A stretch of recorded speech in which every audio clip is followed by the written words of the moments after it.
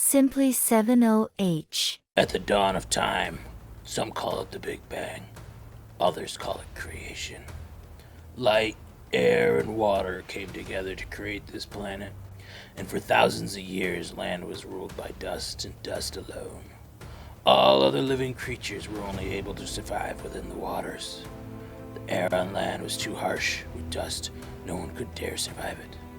Dust traveled far and wide and took a stranglehold over everything it touched. It wasn't for thousands of years until the first crocodiles began to crawl out of the oceans onto the land that anything other than dust walked the earth. They did so not out of bravery, but because with dwindling algae sources, their very existence depended on it. Once the crocodiles took their place on land, shortly after the apes and baboons showed up. No one quite knows where they came from, but we can only imagine some outside force played a role in their placement here. From the baboons and kangaroos came the cavemen we know today as our ancestors, and everything lived in peace for many years. Dust, man, and crocodile could live peacefully in harmony because this 90% dust was pure at heart and had no malice towards the cavemen or crocs. It wasn't until cavemen discovered fire that this balance began to go awry.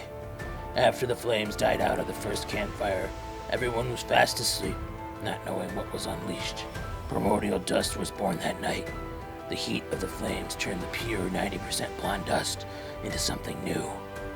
Don't be fooled by its 80.1% rating. From his weakness comes an unstoppable strength and resilience. The cavemen knew not what was causing this dangerous dust, but by the time they figured it out, it was too late. Cavemen were slowly turning into humans, and were now too comfortable with their fires to ever go back to not having them. The goodwill and blessings of angels could not stop the spread of primordial dust.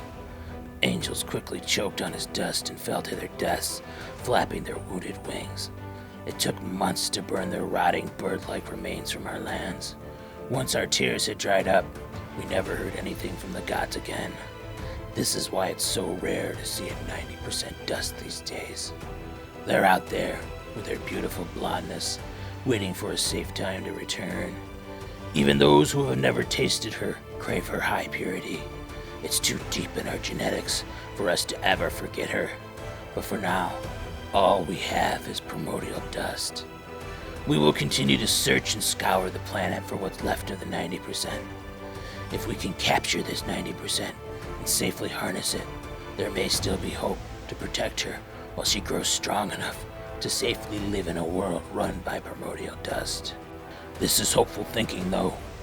Each day that passes, primordial dust digs itself deeper into the fabric of life itself.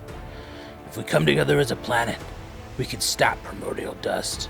Not forever, but long enough that our children may have a place to grow old, a place to call their own, and maybe their children will have the strength to stop him once and for all.